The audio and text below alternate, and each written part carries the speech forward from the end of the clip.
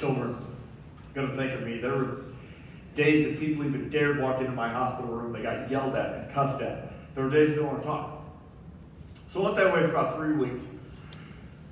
The end of June, I'm laying in bed in the middle of the night. No visitors during those hours. And when you're blind, you're just alone with your thoughts all the time. I had two very profound realizations that night.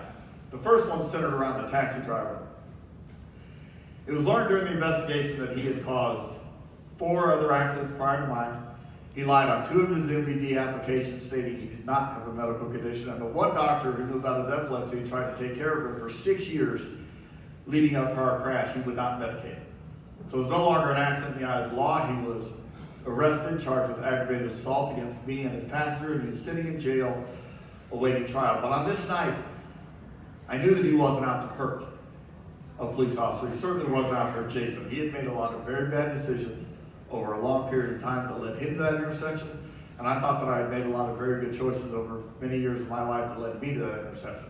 And if it wasn't me, he would have made it to 24th Street in Thomas. He could have hit a woman with her kid, somebody's grandparents, and they wouldn't have been as lucky as me to have survived. So in some small way, I was doing my job and protecting somebody else who's never going to know it.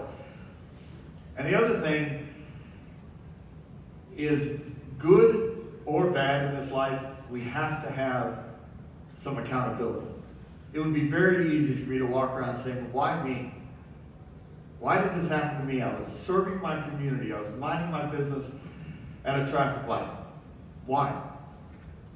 Those kind of words, those thoughts are not going to do me any good. They certainly aren't going to do my support system any good. I'm the one who chose to be a police officer. I chose to answer up for a call that I had no business answering up for. The way our city is laid out, it's a perfect grid system. I could have taken 10 different routes to get to the address I needed to go to, but I chose to drive eastbound on Thomas Road, and I chose to be in that left-hand lane. Again, decisions we make every day that we have no idea are going to have a ripple effect across the rest of our life. But that took me back so many years. If choosing to give up a college scholarship to join the military, choosing to only spend 4 years in the military, postponing becoming a police officer until I was moved to do so by the death of another officer, if all those choices over all those years got me to that hospital bed, then every choice I make starting right now is going to take me where I need to go. So that was the night that I decided, I don't know what I'm going to be able to accomplish, but I'm ready to put up a fight. So the next day I asked the doctors, it's the end of June, I asked the doctors, when can I go home? And they said, if everything goes right, you'll be here till Christmas. We're going to need about 6 more months. So I did everything they wanted me to do, surgery, therapy, you name it. This picture was taken of me walking out of County Hospital on July 31st. Imagine how personally motivating it was to be 6 months ahead of the expert schedule. Now it's kind of like a little baby. I'm being fed 12,500 calories a day to a stomach tube. Look how skinny I was. I lost 61 pounds in those 4 months. I'm completely blind. I've lost half my fingers to amputation. I can't talk due to all the surgeries of skin grafts, let alone drink out of a straw, eat real food, bathe. So I had to go to a rehab center.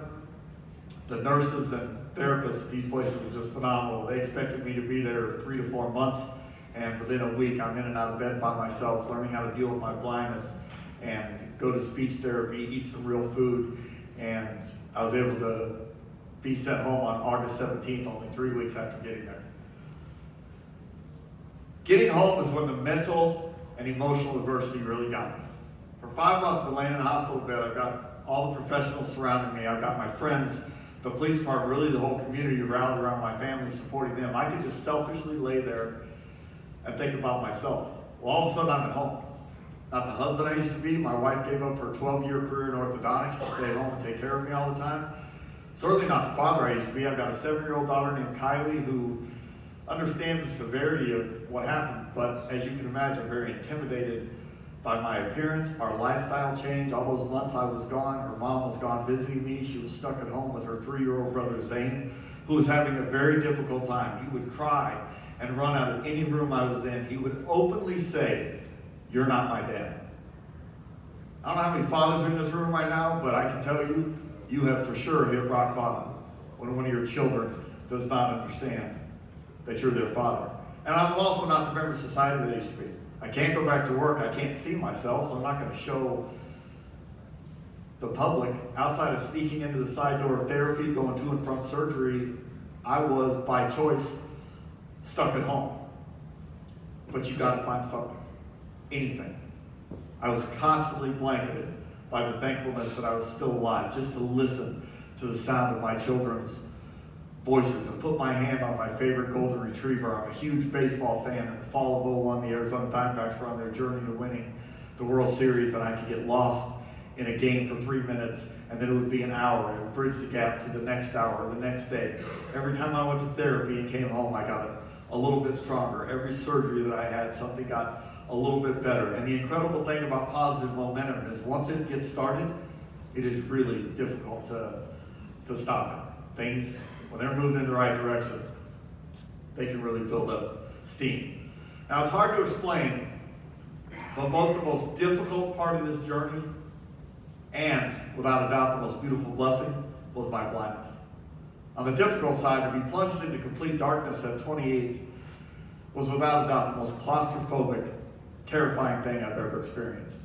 But what a blessing it was to have that time to process and understand what had happened. Had I been handed a mirror on June 12th when I woke up, I'm not sure that I mentally would have ever recovered from that. The reason for my blindness was the damage to my corneas from the heat and fire, so they covered what was left of those with skin grafts. Well, about 9 months later, they decided to open the skin grafts and take a look at my eyesight.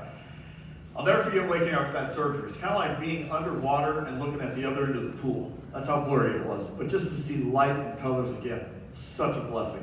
And most importantly, I could finally get in front of a mirror and see myself. And the one thing that drove me crazy was I had no nose and no ears. So several plastic surgeons said, Jason, skin grafts are too thin, your burns were too deep, we can't rebuild those. In the summer of '02, I'm traveling to and from Fairfax Nova Hospital in Virginia to see a wonderful plastic surgeon there. And while I'm there, I meet a guy named Robert Barron. Mr. Barron was the senior disguise specialist of the CIA. And he said, hey, as a hobby, out of my basement, I like to help people like you. I was a little skeptical. But you go through something like this, you'll try anything. I met some of his patients, a woman who lost an eye to cancer. Her prosthetic eye was perfect, you couldn't tell. Met a little boy born without an ear. Mr. Barron made him an ear so he could go to school and not be made fun of. I even met a woman who was burned in the Pentagon on 9/11. So on one of my trips, I took my best friend Brian with me to be the model for these ears and nose, and Mr. Barron made me these prosthetics. They were perfect. But two problems. Number one, they're too perfect. They don't match the rest of the scars that I carry on my head and face. But also, you have to put these on with a prosthetic glue. Well, I live in Phoenix, Arizona. So in July, when it's 112, after about 3 hours, the glue will break down and one of your ears falls off. Children don't like it. I think I wore them twice. They've been in my garage ever since.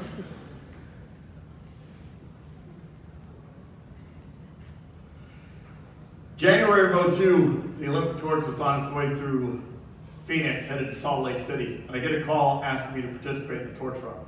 And at first I'm very nervous. How in the world am I going to do this? I'm 6'3", weighed maybe 120 pounds at the time, very frail and sick. Hadn't started all the reconstructive surgery and therapy on my deformed hands. I still can't really see. But the Olympic torch comes to the United States once every 20 or 30 years. What an amazing honor. So of course I said yes. And I get down there, and this young girl from the Olympic Committee, she's maybe 19 years old, she comes up and she says, Officer Schechterle, we have a wheelchair for you. We got a guy who's going to carry the torch for you, carry it for 400 yards. And I said, I don't know how this is going to go, but this is a once-in-a-lifetime opportunity, so I'd really like to carry the torch myself, and at least walk down the street. And as sweet as she could, she looked at me and she said, okay, but when you're carrying the torch, make sure you don't get the flame too close to your face. And I said, no shit.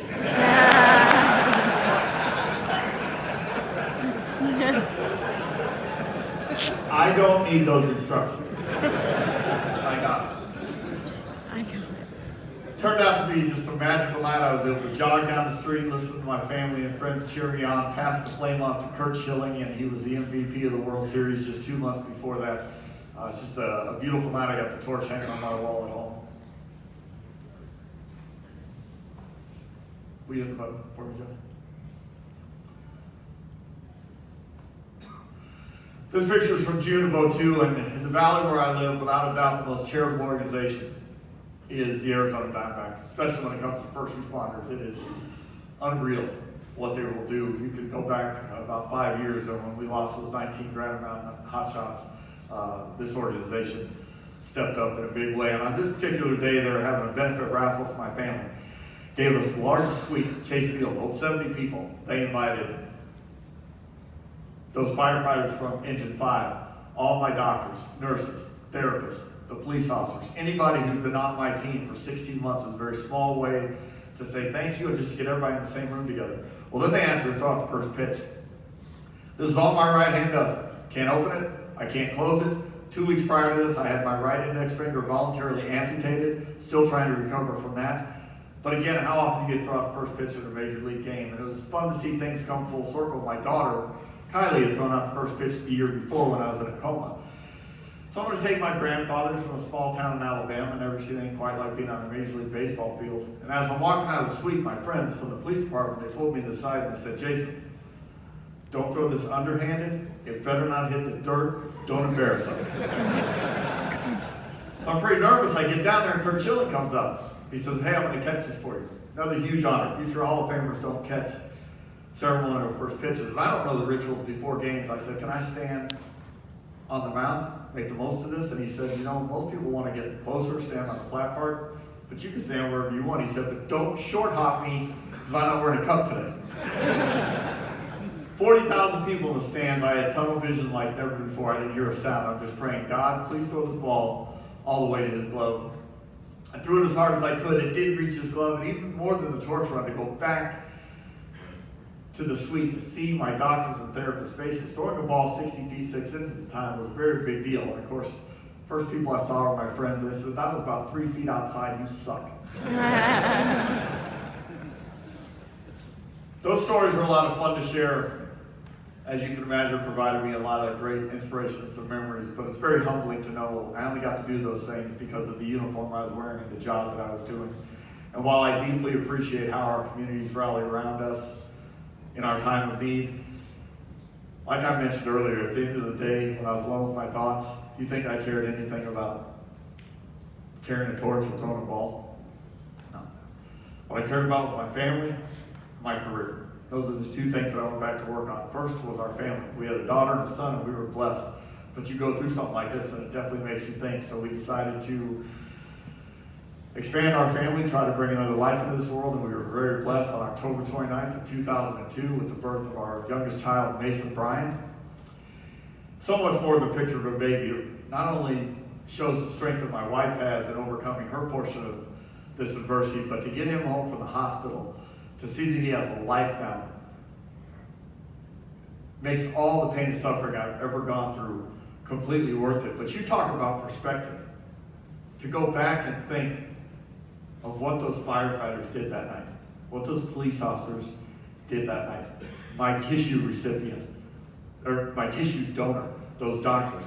All of a sudden I recognized it was not about just getting me out of a car. It was not about getting me through 1 or 2 surgeries. This is an entire life that would have never existed but for all of those people and all of those events.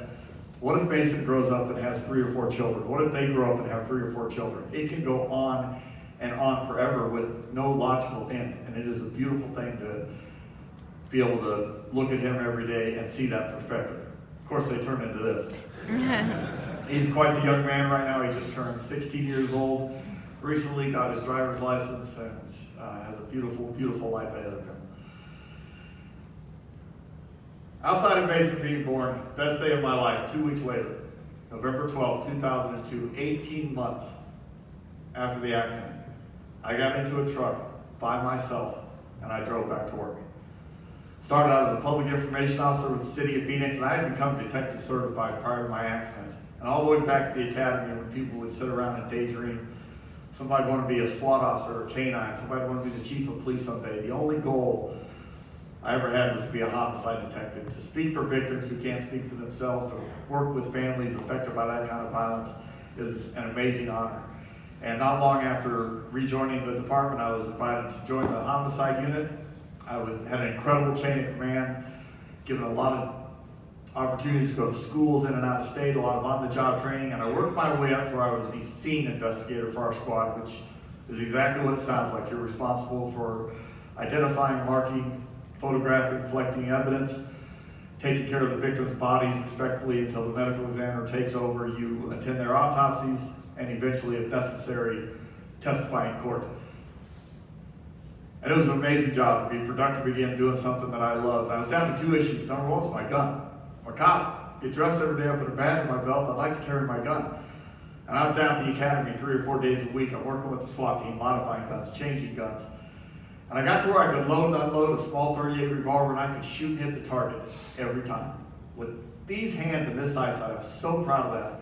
But I couldn't do it in the time that's required by the state board that certifies peace officers, and there's some very good reasons why those time requirements are in place. So reality started to set in that I wasn't going to be able to get off what we call light duty. And the other thing was my eyesight. Doctors took me from 100% darkness to where I'm driving to and from work, I'm reading and writing reports on a computer screen, I'm investigating detailed murder scenes. And I was really taking that beautiful second chance for granted with the hours that I was keeping. So it was a very difficult decision, but about 5.5 years after the accident, August of 2006, I decided to retire and walk away from the job that I love so much. And definitely a decision I don't regret because my health greatly improved. I mentioned to you earlier, I was pretty good at golf. Coming out of high school, even at the time of my accident, I was a 2 handicap. I mean, I could really play this game. And this is the one thing that I threw overboard. The one thing that I said, of all you need to accomplish and overcome, you are never going to hold on to a skinny little golf club and see a ball flying through the blue sky. Well, around the time I retired, I was able to start working at it again. And look, I don't care if we're talking about something as catastrophic as 4th-degree burns or something as silly and simple as a game of golf. There is nothing as powerful as a made-up mind. If you believe in yourself, if you're surrounded by people who love and support you, there is nothing that you can't accomplish. I am so proud to be able to say I got my handicap back down to a 1. I can play golf better after the accident than I could before. I was back out there making those memories, and it's something I absolutely love to do. My favorite picture of my wife Susie and I, the Christmas before the accident, and again, how bad I'd like to write a letter to that couple. How bad I'd like to warn them. Here's what's coming in a few months. Think you can handle it? We don't get to do that. I'm so proud of her today after giving up her portion of life, really dedicating it to just us. About 7 years ago, she found her new calling, went back to school and got a teaching degree. She's currently the 4th grade teacher at the elementary school that our children attended.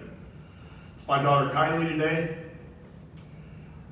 Nothing more beautiful than watching somebody take their adversity, spin it 180 degrees and shine something beautiful on this world. For all that she went through as a young girl, she grew up to be a wonderful person, a great student. She was rewarded with a scholarship to Texas Christian University in Fort Worth, and then after graduating there in 2016, she was accepted into a medical program at Baylor University doing developmental child psychology so that she could help children affected by the same kind of trauma her and her brother went through. On January 20th of 2018, a little over a year ago, I walked her down the aisle. Every step I had taken from March 26th of 2001 got me to that moment. And hopefully we all have moments in life that make it all worth it, that we wouldn't trade a day for. And again, that was one of those short walks, short moments in time, feeling the love in her heart, seeing the smile on her face that took me all the way back and made me think about those firefighters and those doctors and my donor and what was done and where it got me, because not a lot of guys are blessed enough to walk their daughter down the aisle today, and I got to do that. These are my boys today. The one on the left, Zane, the one who didn't recognize me, absolutely the most beautiful soul God ever put on this earth. He's just full of kindness, compassion, happiness, and we share a very deep bond. He's a hotel restaurant management major at Northern Arizona University, getting ready to do an internship this summer in Manhattan. He's pretty excited about, and the baby has now outgrown. He's trying to catch up to me. All he's really concerned about is his next baseball game, though. He's got life pretty good. Life is 10% what happens to us and 90% how we react to it. There's so few things in this life that we're in control of, but we are absolutely in control of our attitude. Every single day, every situation we face, we get to choose how we're going to feel and react. And we're not always going to win those battles. You can't always be the strong, successful, courageous person that you may want to be. I just got through telling you 20 minutes ago, I cried every single day. I yelled and cussed at people who were there to love and support me. You can't always be the best version of yourself. But every day, if you're lucky enough, every day you wake up and draw your own breath, you got to live that day. It's your choice to learn from what you went through before. I couldn't control what that taxi driver was doing that night. Couldn't make his decisions for him. I couldn't turn that car in a different direction. And because of that, my life, my career, my appearance is forever changed. So was I supposed to just give up after that? Quit? No. My face and my hands were burning. My heart isn't. My face and my hands are disfigured. My soul isn't. My character isn't. My eyes and my hands can be 30% what they used to. Doesn't mean my effort's going to only be 30%. We grow strong by conflict. The difficulties that we face in this life are not meant to discourage our human spirit. If we are lucky enough to live a good long life, you're going to feel the pain and the misery and the suffering that comes with it. It is not a defect in you. It is absolutely a feature if you give it a chance. So whatever you're going through today, whatever feels insurmountable, how you're going to overcome it. No matter anything else I've said today, don't let the pain of today blind you from the promises of tomorrow. This is an incredibly beautiful life. It's short enough as it is, and we got to take what comes along with it. In closing, I just want to, first of all, Eddie, thank you so much for the opportunity. You have no idea. I'm blessed to be able to travel around this country a lot, and I'm blessed to be able to share this story, which continues to inspire me and remind me of what my support system. But there are days, only a couple each year, that I really get to get pumped up for, that I really get to get humbled by. And being in this room with all of you, I can't begin to tell you what it's done for me. Thank you for your service. My dad, who ironically, on the 16th anniversary of my accident, March 26, 2017, a day I should have been celebrating, I was holding his hand as he passed away. He was born and raised in Asbury Park, New Jersey, so just to even be in this state gives me an incredible feeling. But knowing what you all do every day, trust me, it matters. You might not get to see the fruits of your labor down the road, but as long as you make somebody else okay, as long as you make somebody else's life matter, you can never be a failure. And working as a firefighter, there is, and I'm saying this as a cop, there is no better job in the world. Thank you so much. God bless everyone.